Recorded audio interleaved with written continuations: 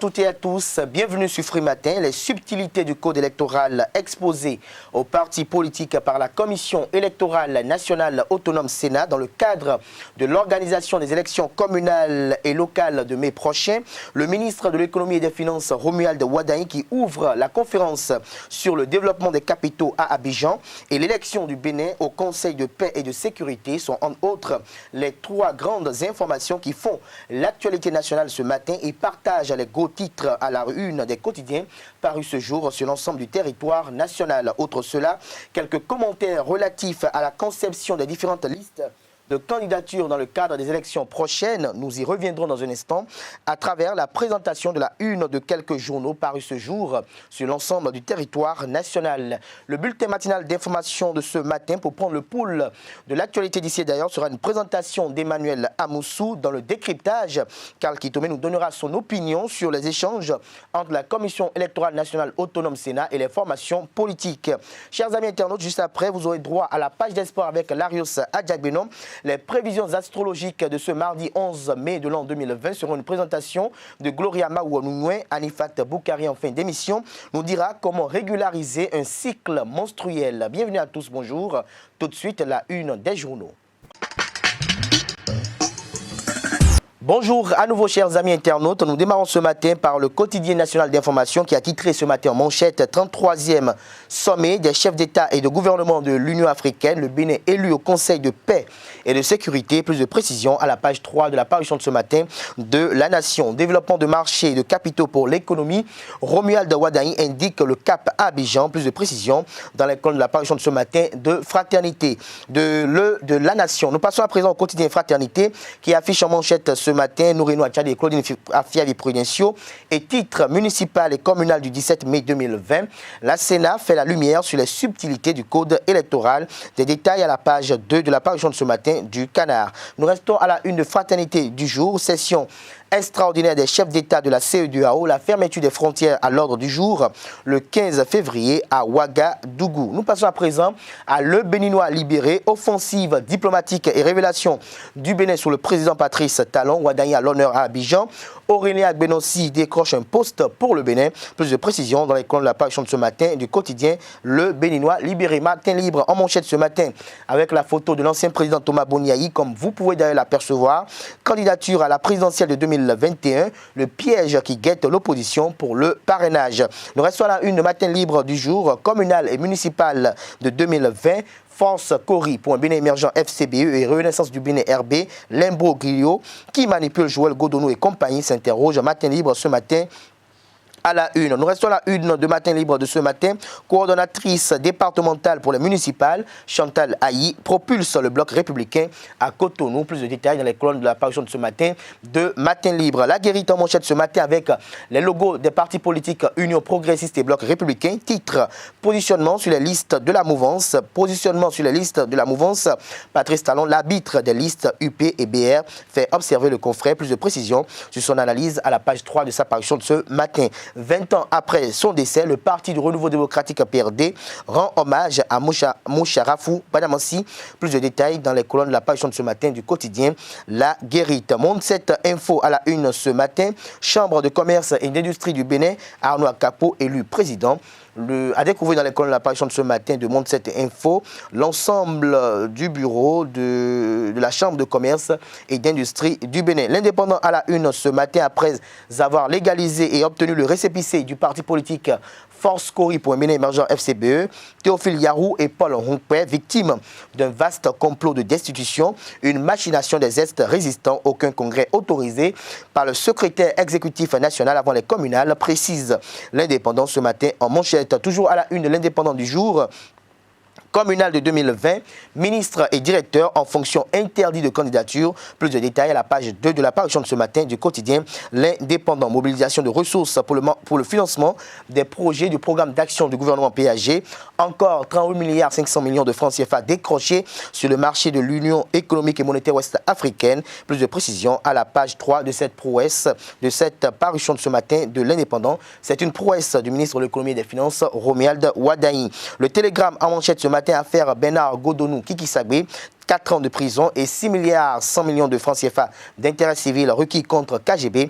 Plus de précisions à la page 10 de la parution de ce matin de Le Télégramme au sujet du procès tenu à cet effet à la Cour de répression des infractions économiques et du terrorisme. Le matinal en manchette ce matin, organisation du congrès du congrès du parti Force Bénin Émergent FCBE, Théophile Yarou, désavoue Boni Yahi. Plus de précisions à la page 11 de la parution de ce matin de Le Matinal. Nous restons à la une de Le Matinal pour mettre un terme à la une des journaux de ce matin. Calendrier électoral et clé de répartition des sièges pour les communales. La Sénat édifie les partis politiques. Plus de détails à la page 3 de sa parution de ce matin. Ce sera tout pour la présentation des unes des journaux de ce matin. Les quotidiens sont disponibles dans les kiosques au prix de 300 francs CFA. Ils sont également disponibles en ligne. Nous passons à présent au bulletin matinal d'information de ce jour, ce fruit matin, avec Emmanuel Amoussou. Mesdames et messieurs, bonjour et bienvenue sur le bulletin matin d'information sur Usabe TV. L'ancien député Désiré Vaudounou a quitté le parti Renouveau démocratique. Dans un message adressé aux militants de son mouvement politique le lundi 10 février 2020, il explique que ce départ est fondé sur sa volonté de se conformer à la nouvelle charte des partis politiques, mais surtout plus formellement les actions du président Patrice Talon. Les membres de la Sénat ont rencontré dans la journée de ce lundi 10 février 2020 les partis politiques pour échanger sur la conduite à tenir lors des élections communales et municipales de mai prochain. À cet effet, plusieurs points ont été abordés. Si le député Noureni Achadé, à travers le micro de notre reporter, a exprimé son désaccord par rapport à certains détails, la présidente de l'IDBN, Claudine Prudencio, a quant à elle officiellement annoncé la participation de son parti aux prochaines élections. Suivons le point avec Jacques Marion d'Almeida. J'avoue que c'est une très bonne séance d'échange entre les partis politiques et la Sénat. Et je voudrais aussi avouer que j'ai vu une Sénat qui maîtrise son dossier, surtout le président de l'institution qui maîtrise son dossier et qui a donné des réponses adéquates aux différentes préoccupations et des représentants des partis politiques. Je voudrais aussi dire mon étonnement par rapport à certaines préoccupations des députés qui eux-mêmes ont voté la loi à l'Assemblée et qui malheureusement ne comprennent pas ce qu'ils ont voté et qui, une fois encore, viennent poser des questions sur l'interprétation de la loi au président de la Sénat. Je pense que c'est malheureux pour notre pays et vous comprenez très bien comment on vote aujourd'hui les lois personnelles, les lois qui ne sont pas, qui sont votées les yeux fermés. Et je déplore cette chose et ça a été vraiment un grand étonnement pour tous les participants que des députés viennent à l'Assemblée et devant la Sénat pour demander l'interprétation de la loi. Sinon, dans l'ensemble, je crois que c'est une très bonne séance et ça nous permet de bien peaufiner nos listes électorales et je crois que j'en arrête. Mais je ne peux qu'avoir de bonnes impressions. J'ai de bonnes impressions. Comme vous le savez, la Sénat avait publié son programme sur les réseaux sociaux et tout, on l'a eu. Maintenant, la Sénat nous a invités officiellement pour nous présenter le programme, pour nous remettre aussi officiellement ce programme-là. Voilà.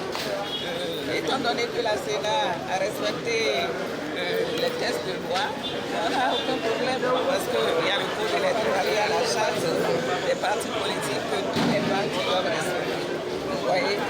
Donc, on a passé en revue tout ça. Donc, tout le monde a la charte et il suffit tout simplement d'appliquer pour pouvoir confectionner les dossiers en fonction.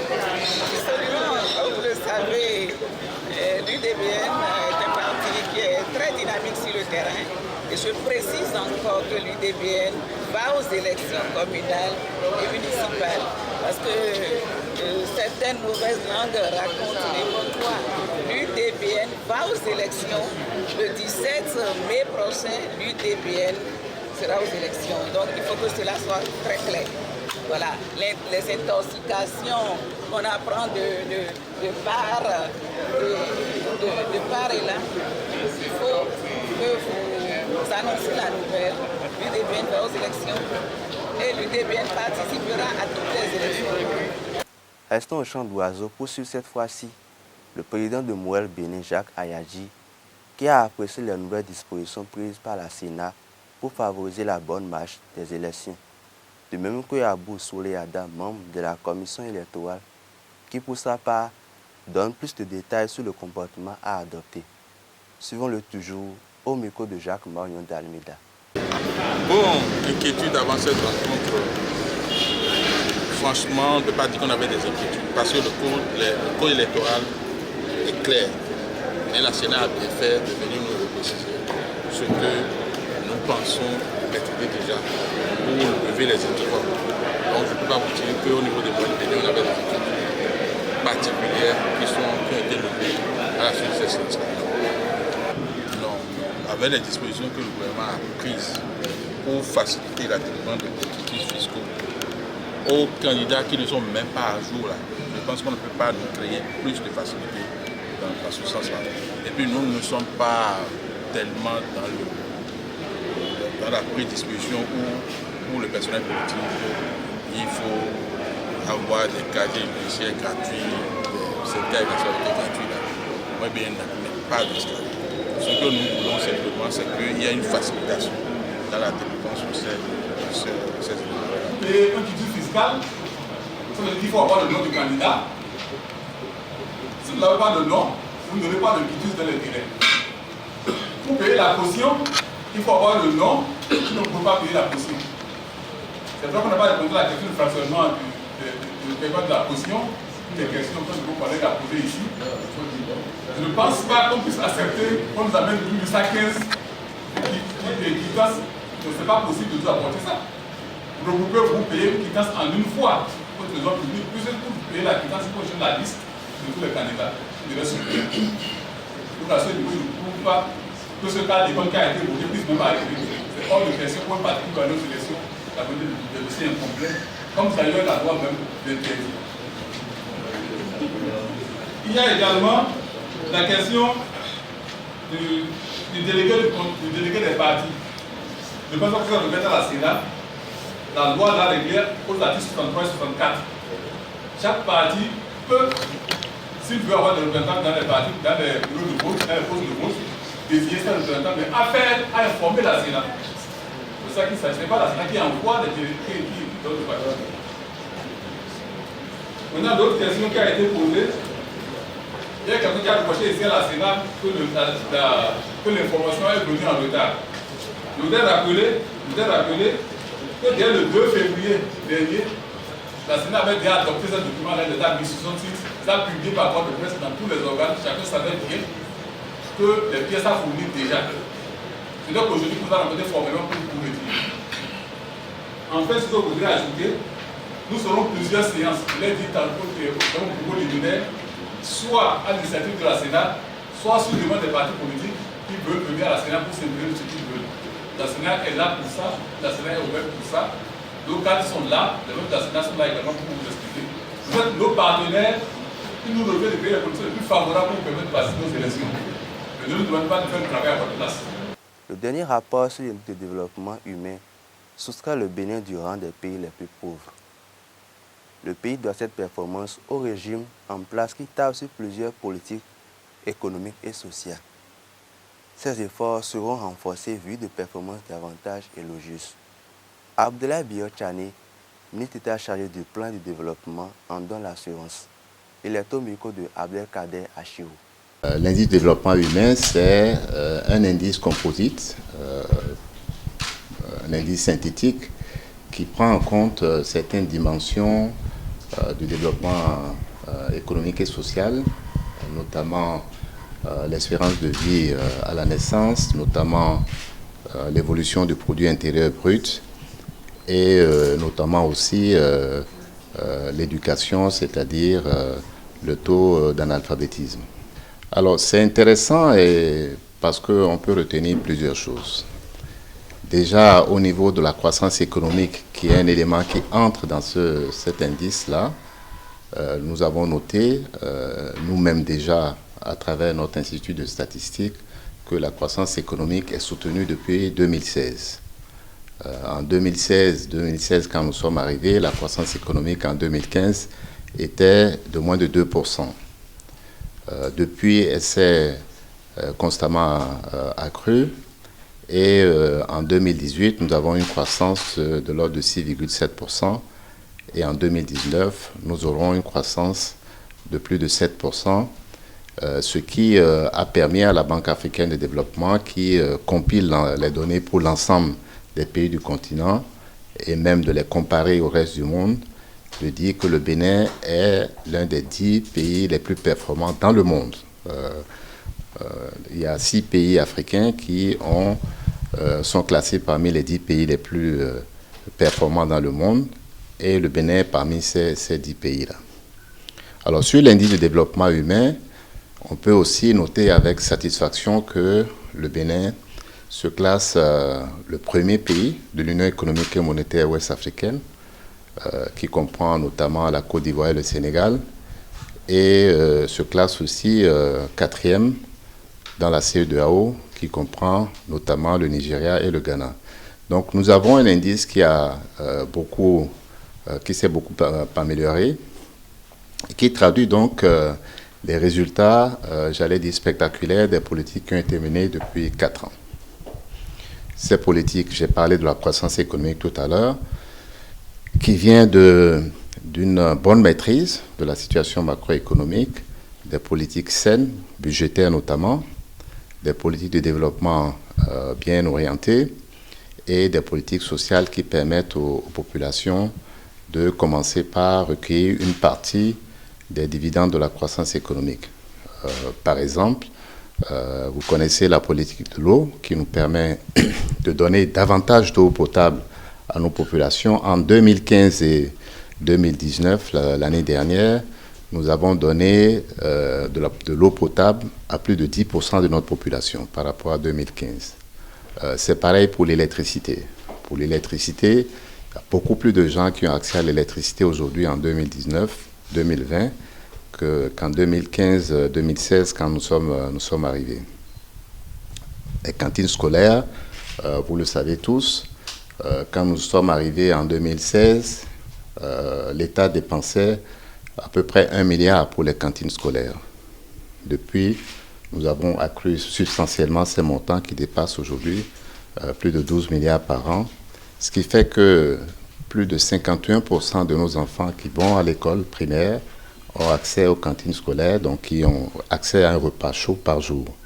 C'est important parce que ça améliore l'accès aux écoles, ça permet aux enfants d'avoir d'ailleurs de meilleurs résultats et c'est important. C'est donc la combinaison de tous ces facteurs, la santé, l'éducation, la croissance économique, qui se traduit par cette bonne nouvelle, cette bonne évolution de l'indice de développement humain.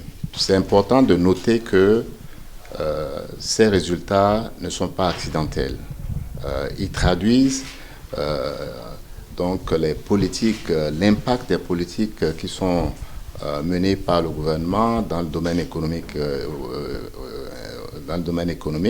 mais aussi dans le domaine social. Et donc, s'il y a une leçon importante à retenir, c'est qu'il faut garder le cap. Il faut garder le cap sur la politique macroéconomique. Il faut garder le cap sur les politiques sectorielles qui vont d'ailleurs être amplifiées. Il faut garder le cap sur les politiques sociales. Donc, dans le court terme et dans le moyen terme, le gouvernement du président Patrice Talon est engagé dans cette direction-là. Et le président nous a instruits tous au niveau des ministères sectoriels et aussi au niveau des ministères transversaux à prendre toutes les dispositions pour que ces politiques-là continuent d'être conduites de manière conséquente.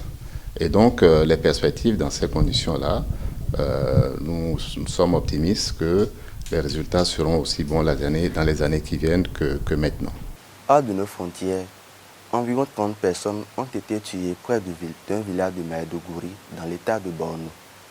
Cela s'est produit dans la nuit du dimanche au lundi 10 février 2020.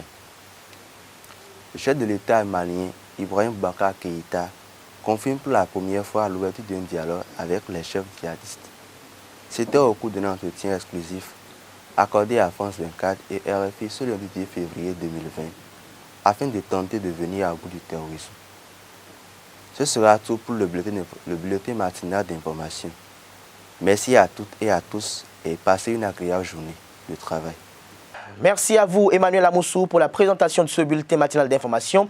La grande édition du journal télévisé est prévue pour 19h sur Eusa Télévision avec Anifat Boukari. On retrouve Karl Kitome pour le décryptage de l'actualité. Karl Kitome, bonjour à vous. Bonjour Abdelkader Achiro, bonjour à vos chers fidèles amis de Esaïe TV. Alors la Commission électorale nationale autonome Sénat a échangé hier au Champ d'Oiseau avec les partis politiques pour le compte des élections communales et locales de 2020. Alors dites-nous, selon vous, quelle aurait été, je dirais, la substance de ces échanges?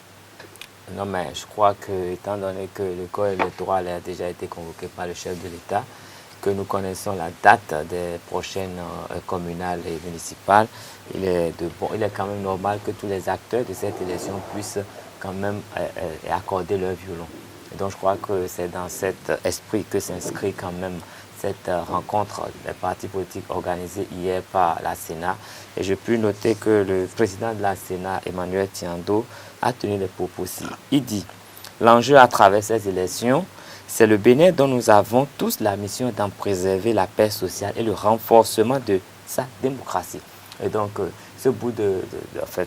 cet extrait de ces propos illustre quand même l'esprit dans lequel s'est tenue cette rencontre. Et il s'est agi essentiellement de présenter à nouveau la loi 2019-45 du 15 novembre 2019 portant code électoral en République du Bénin. Donc, de décortiquer quelques subtilités de cette loi et de s'appesantir sur ces articles qui s'intéressent spécialement aux communales. Et donc, étant donné que les communales, c'est dans quelques semaines, il était normal et de bon ton que... Dans quelques mois. Oui, tu dis dans quelques semaines. Moi, je compte plusieurs semaines, ok. Dans quelques semaines, de toute façon, je crois que c'est bon, il était très bon qu'ils puissent se rencontrer pour commencer déjà à vider les quiproquos qui pourraient avoir lieu au lendemain de ces élections. Et donc, je crois que le calendrier électoral élaboré par la Sénat a été présenté aux différents partis politiques et les aspects du code électoral qui concernent les communales ont été décortiqués. Et c'était une rencontre de concertation et de dialogue pour quand même pouvoir écouter les partis politiques qui sont les premiers acteurs quand même de cette élection sur leurs préoccupations, ce qu'ils entendaient. En fait, c'était un peu pour baliser le chemin en vue de l'organisation efficiente et pacifique de cette élection. Et je crois que chaque parti a quand même eu le temps de se prononcer, de dire un peu ce qu'ils voulaient. Ils se sont entendus surtout sur les clés de répartition des sièges.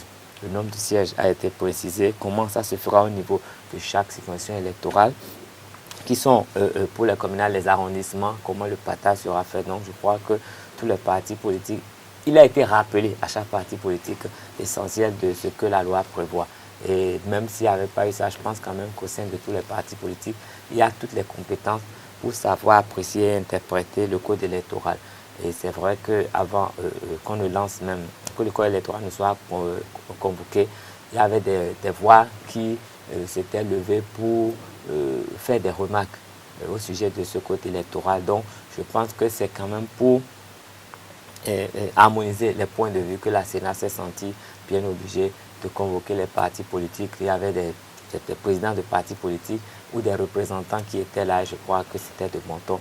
Et ça lance de façon inéluctable le calendrier électoral. Et donc, nous sommes entrés dans un couloir de notre non-retour et dont nous allons sortir le 17 mai au soir de ces élections, c'est plusieurs élections, de ces élections communales. Ces élections communales, est-ce que nous pouvons quand même dire et espérer qu'à l'issue de ces échanges, nous n'aurons pas à revivre la situation malheureuse que nous avons connue lors des législatives de 2019? Ah ben, cette situation, je crois que les contextes ont changé. Et pour les législatives, je crois qu'il y avait que deux partis qui soient vraiment présents à ce scrutin. Et les autres partis n'avaient pas pu satisfaire aux nouvelles conditions et qui leur donnait droit de participation à ces élections. Et aujourd'hui, je crois que nous ne sommes plus à 2 partis. Il y a plusieurs partis aujourd'hui qui ont en main les papiers qui leur permettent quand même de prendre part à ces consultations. Et déjà à la rencontre d'hier, on a pu noter la présence de plusieurs partis politiques qui ont vraiment échangé avec le président et les responsables de la Sénat. Et donc je crois que même si ces gens pouvaient parler, si les hommes politiques pouvaient encore parler, ce ne serait plus dans le même contexte. C'est parce qu'ils seront présents peut-être pour obtenir ou non des sièges. Donc le discours va forcément changer. Ce n'est pas pareil. Ce n'est même pas comparable aujourd'hui. Ce n'est pas comparable les aujourd'hui. FCBE seront présents, mais vous vous rappelez tout ce que les FCBE avaient eu à dire à la veille des législatives. Mais aujourd'hui, les FCBE apparemment seront présents. Donc pour moi, je crois qu'il n'y a pas péril à la demeure. Les contextes ont vraiment changé et puis c'est pour le bonheur du Bénin. Merci à vous, Kal Kitome, chers amis internautes. Cette émission se poursuit. Nous allons installer à présent Larius Adjabino pour la page des sports. Bonjour amis internautes. Une semaine environ après la fin de son parcours en Coupe de la Confédération Total CAF 2019-2020, le ZAE Football Club est revenu sur le plan local pour le championnat national de football de première division Vitalor Ligue 1. Mais après cette belle épopée sur la scène continentale, il faut faire le bilan. Et c'est ce que le directeur sportif du club universitaire, Quentin Didavi, a effectué hier dans l'après-midi. Il est revenu sur le bilan sportif de cette participation de ZAE Football Club à la Coupe de la Confédération, sans oublier le financement de cette participation et des leçons à tirer pour cette première du Bénin sur la scène continentale, un club béninois qui passe les tours préliminaires et qui accède à la phase de groupe. Je vous propose de suivre ce qu'il a retenu sur le plan sportif de cette participation. Il est d'abord très content de cette participation de son équipe. C'est une très bonne expérience pour Esaïe FC parce que il faut avouer que nous avons servi de cobaye. Nous avons servi de cobaye pour le Bénin tout entier et nous en sommes fiers parce que, comme vous le dites, un bon bilan de cette participation permettra à d'autres de mieux faire que nous. Nous partions à cette compétition peut-être pour un seul tour et s'asseoir parce que nous savions au départ que nous n'avions pas une équipe qui pourrait aller loin.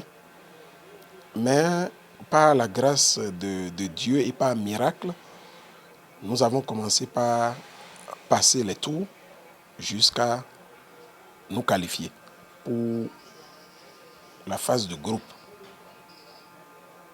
Mais entre-temps, comment vous le dites, beaucoup d'eau, on dit, non, ont coulé sous le pont. Parce qu'à un moment donné, on était vraiment essoufflés. Les joueurs étaient fatigués. Nous avions fait, je puis dire, une mauvaise politique de recrutement parce que nous nous sommes entendus avec des clubs qui nous avaient prêté des joueurs parce que le championnat doit démarrer. Et alors que l'équipe s'est qualifiée pour la phase de groupe, chaque club a commencé par réclamer son joueur. Ce qui a fait que nous avons perdu au moins 6 joueurs recrutés parce qu'on avait 26 licences sur 30.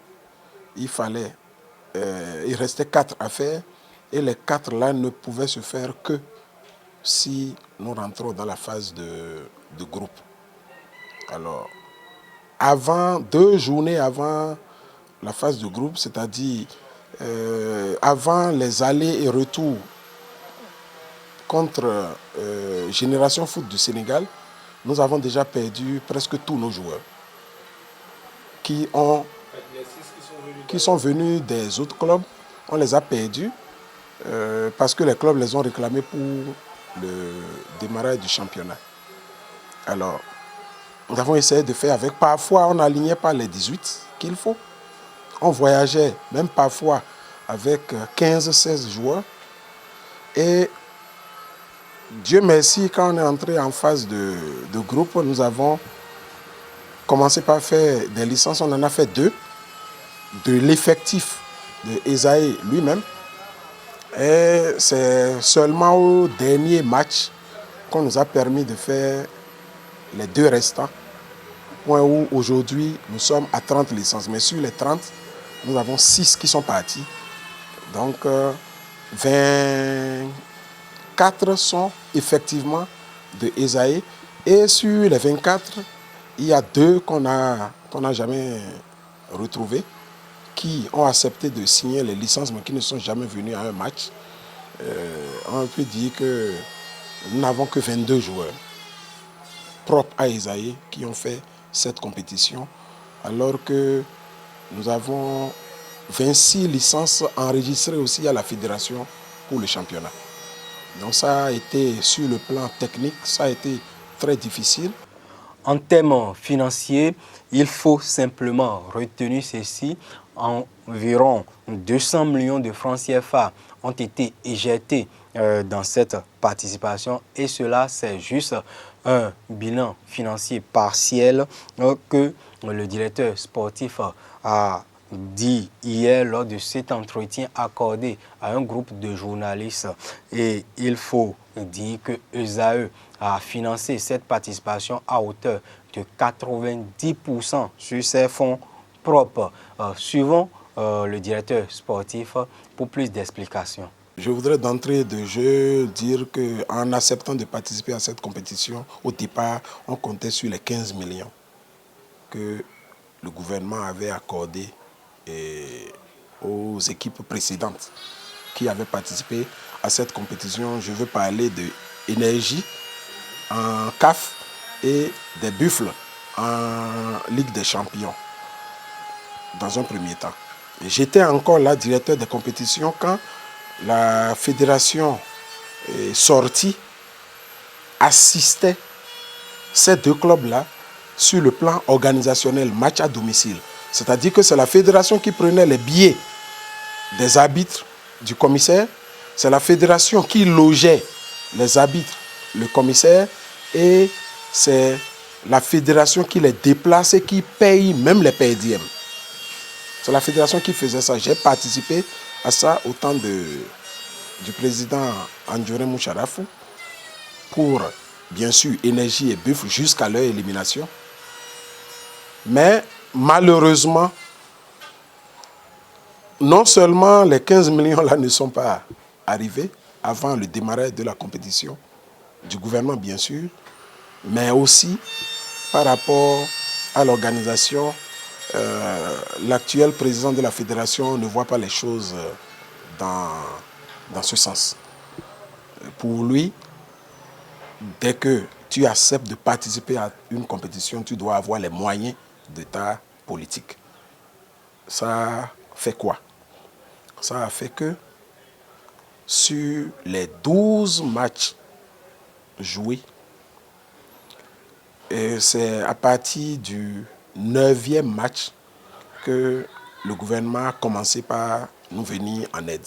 À partir du 9e match, ce 9e match, c'était le match contre la Zambie, Zanaco. C'est seulement là que le gouvernement a commencé par prendre en charge nos billets d'avion pour voyager. Donc ça suppose que avant cette phase, c'est-à-dire pour les 6 matchs joués à l'extérieur, Esaïe a pris ses propres billets pour 4 matchs. Parce qu'après ça, le gouvernement a pris encore en compte à la 12e journée les billets d'avion de Esaïe FC. Et avant même ça, il a fallu que j'appelle le ministre et que je dise au ministre, vraiment on est essoufflé. Ne voulons pas démissionner, ne voulons pas faire un forfait pour que demain ça devienne le problème de Esaïe. On parlera de mauvaise représentativité. Excellence, si vous pouvez faire quelque chose, vraiment il faut le faire. Et c'est le lieu de le remercier très sincèrement, même si cette aide est venue à la fin, elle a eu quand même à nous soulager. Parce que si on n'avait pas l'aide là, en ce moment, honnêtement, on signait forfait. Parce qu'on ne pouvait pas continuer de prêt en prêt. On signait forfait et ça, c'était une mauvaise chose pour le Bénin qui venait vaillamment de participer à la CAN en Égypte et qui avait un résultat vraiment envié en Afrique. Donc, il est venu à point nommé. C'est le lieu, comme je le disais tantôt, de le remercier très sincèrement parce que il avait instruit son cabinet, mais le travail n'avait pas été fait. Il a fallu que je l'appelle pour qu'il demande une réunion extraordinaire et qu'à cette réunion, il constate que ces instructions n'ont pas été respectées. Et c'est là qu'il a remis les pendules à l'heure. Bon, au moins, nous avons connu, disons, son aide pour ces deux compétitions. Nous avons connu son aide pour ces 2 journées à l'extérieur et ça nous a fait vraiment du bien. Il en a fait plus, même pour les arbitres et commissaires au match contre le Maroc, c'est-à-dire contre RC Berkane, c'est encore les billets d'avion du gouvernement que nous avons utilisés pour les faire venir à Cotonou. Nous n'avons fait que leur prendre hôtel, nous avons dépensé pour les hôtels, nous n'avons fait que prendre nos hôtels dans ces 2 pays précités et puis ça s'est bien passé. Donc voilà un peu ce qui s'est passé sur le plan financier. Donc Esaïe a fait plus de 90%, a supporté près de 90% de ce qu'il faut. Nous sommes à près de 200 millions. Et ce sera tout pour le compte de la Passeport du Free Matin de ce mardi 11 février 2020 plutôt. Merci et rendez-vous demain pour d'autres informations sportives. Merci à vous, Larue Sadiagounan, pour la présentation de cette page des sports. On retrouve à 19h avec quelques capsules dans la grande édition du journal télévisé sur Esaïe Télévision. Nous passons à présent aux prévisions astrologiques du jour avec Gloria Maouonoué. Bonjour à toutes et à tous et bienvenue sur les prévisions astrologiques sur Esaïe TV. Amis Bélier, votre passé n'est pas aussi renfermé que vous le pensiez. L'horoscope du jour voit qu'une porte s'ouvre et que des histoires compromettantes du passé refont surface. Par exemple, lorsque vous viviez la vie de la manière la plus libre, peut-être voire irresponsable. Les célibataires taureaux ne s'inquiéteront pas de savoir s'ils vont rencontrer quelqu'un avec qui fêter la Saint-Valentin qui est désormais proche. Le natif en couple voudra clarifier certains sujets qui semblent enveloppés dans des secrets et mystères. Surveillez votre langage Gémeaux. Les effluves de la méticuleuse lune en Vierge pourraient vous amener à exprimer certains points qui ne vous sont favorables en rien. Dès que vous arrêtez un instant pour regarder les défauts de votre partenaire, vous vous disqualifiez vous-même. Cancer, le vent souffle dans vos ailes avec beaucoup de force et de bonheur. Vous êtes de bonne humeur et détendu. Grâce à cela, vos énergies se renouvellent. Vous mettez des mots sur vos émotions et vos sentiments que vous réprimez généralement. Chers lions, les ex de vos conjoints réapparaîtront dans leur vie pour essayer de leur faire ami. Ce n'est pas une guerre que vous mènerez vous-même, c'est à votre partenaire de leur mettre les points sur les i. Natif vierge, la planète en Mars a une grande présence dans vos affaires de cœur. Vous devenez relativement un signe guerrier. Il se peut que certaines disputes aient lieu chez vous, mais vous ne serez pas prêt de vous avouer vaincu. Amis Balance, les célibataires du signe en face à eux, la possibilité d'ouvrir un chemin vers l'amour. Vous sentez que votre cœur est prêt à vibrer de nouveau et l'univers donc vous prépare une rencontre magique. Scorpion à présent, attention. Un ami pourrait bien mal interpréter vos paroles et s'éloigner de vous. Ne désespérez pas, ceux qui vous aiment vraiment viendront vers vous bientôt. En amour, l'horoscope aujourd'hui pour les natifs sagittaires dit que vous traversez une période au cours de laquelle vous souhaitez que les choses changent. Il se pourrait bien que vous veuillez vous sociabiliser d'une manière ou d'une autre, ou même de mettre fin à ces relations qui ne vous apporteront rien de bon. La lune continue son chemin en passant par Vierge et vous influence ainsi positivement en vous apportant stabilité émotionnelle et proximité et prolicité à l'heure de communiquer ce que vous ressentez. Sans exagérer et sans garder pour vous les émotions, vous pourriez dire ce que cache votre cœur. En amour, l'horoscope aujourd'hui pour les natifs sagittaires dit que vous traversez une période au cours de laquelle vous souhaitez que les choses changent. Il se pourrait bien que vous veuillez vous sociabiliser d'une manière ou d'une autre, ou même de mettre fin à ces relations qui ne vous apporteront plus rien de bon. La lune continue son chemin en passant par Vierge et vous influence aussi positivement en vous apportant stabilité émotionnelle et proximité à l'heure de communiquer ce que vous ressentez. Sans exagérer et sans garder pour vous les émotions, vous pourriez dire ce que cache votre cœur sans crainte. En amour, la prédiction du jour pour vous Verseaux prévoit que vous devriez revoir les vieux problèmes du couple qui ne vous permettent pas d'évoluer. Ainsi, dans l'intimité, vous devriez demander ce que vous voulez en laissant les idées préconçues. Poisson pour finir, en amour, votre esprit enthousiaste se fera ressentir et vous embrasserez votre partenaire dès que sa joue se rapprochera un peu trop de votre visage. Vous ferez de gros câlins sur le visage de vos amis et de vos enfants. Voilà tout pour l'horoscope du jour. Merci à toutes et à tous.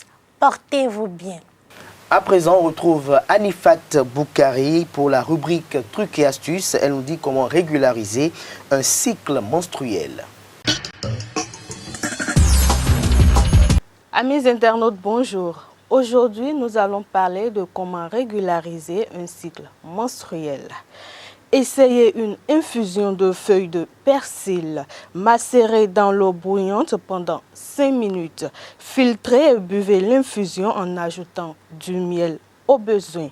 Cette infusion est un remède efficace pour revitaliser le tonus utérin en période postpartum, pour soigner les fibromes et pour soulager les douleurs associées aux règles. L'infusion est aussi efficace pour soulager les troubles associés aux règles et pour augmenter la lactation des femmes allaitantes. Et voilà, ce sera tout pour aujourd'hui. Merci de votre aimable attention. Ce sera tout pour Free Matin de ce matin. Merci pour l'attention, chers amis internautes. Merci également pour la fidélité. Excellente journée de travail à toutes et à tous en compagnie de nos programmes sur les www.ezaetv.bj.